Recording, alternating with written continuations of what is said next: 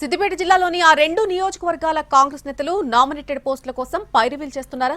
మిగతా రెండు నియోజకవర్గాల్లోని నాయకులకు నామినేటెడ్ పోస్టులు వర్తిస్తున్నా ఆ రెండు సెగ్మెంట్లలోని నేతలకు ఎందుకు వరించడం లేదు?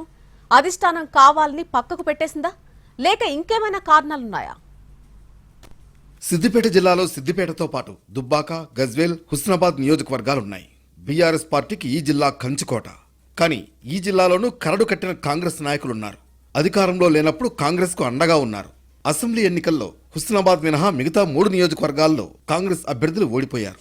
గజ్వేల్, హుస్నాబాద్ నియోజకవర్గాల్లో నామినేటెడ్ పోస్టులను కాంగ్రెస్ ప్రభుత్వం భర్తీ చేసింది.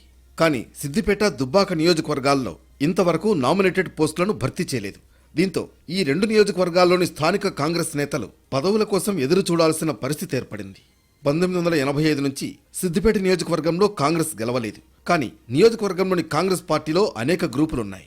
2023 అసెంబ్లీ ఎన్నికల వేళ సిద్దిపేటలో కాంగ్రెస్ టికెట్ కోసం 16 మంది నేతలు దరఖాస్తు చేశారంటే పరిస్థితి ఎలా ఉందో అర్థం చేసుకోవచ్చు. సిద్దిపేట నియోజకవర్గ కాంగ్రెస్ లో పాతతరం నేతలు, కొత్తగా పార్టీలో చేరిన నేతలు వర్గాలుగా విడిపోయి ఆధిపత్య పోరు కనబరుస్తున్నారు. నామినేటెడ్ పోస్టులను కూడా తమ అనుచరులకు ఇప్పించాలన్న పట్టుదలతో ఉన్నారు. ఓ వర్గానికిస్తే మరో వర్గం వ్యతిరేకించి ఆందోళనలు చేసే పరిస్థితి ఏర్పడుతోంది. దుబ్బాకలో నియోజకవర్గ కాంగ్రెస్ ఇన్ఛార్జ్ చెరుకు శ్రీనివాసరెడ్డి ఏకపక్షంగా వ్యవహరిస్తున్నారనే ఆరోపణలున్నాయి. నామినేటెడ్ పోస్టుల భర్తీ విషయంలో సీనియర్ నాయకుల అభిప్రాయాలు తీసుకోవడం లేదని విమర్శిస్తోంది లోకల్ క్యాడర్.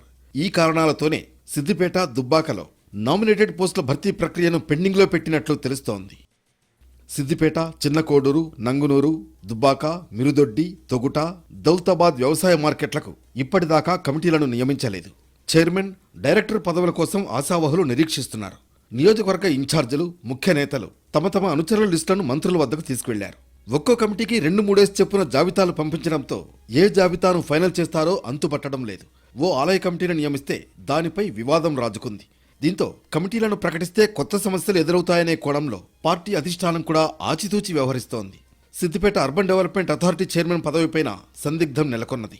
గజ్వేల్ నియోజకవర్గంలో జిల్లా పార్టీ అధ్యక్షుడు, హుస్నాబాద్ నియోజకవర్గంలో జిల్లా గ్రంథాలయ సంస్థ చైర్మన్ ఉన్నందున సిద్దిపేటకే సూడా చైర్మన్ అవకాశం కల్పించాలని కోరుతున్నారు.